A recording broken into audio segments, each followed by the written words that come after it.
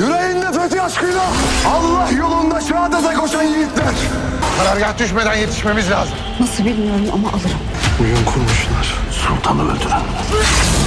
Şimdi zalimi yerin 7 kat dibine gömme vaktidir.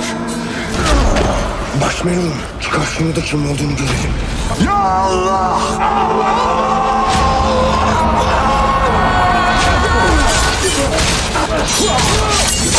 Sultanı koruyun! Savaşın! Bildiklerimle öleceksin. Maria! Bu zalimlerin başını ezmezler. Bu deyyuslar bizim istikbalimizin teminatı olacak günleri. Bu kılıç da bize hak değil. Bu sancak da. Türk'ün elindeki kılıç son nefesinde dahi düşmez.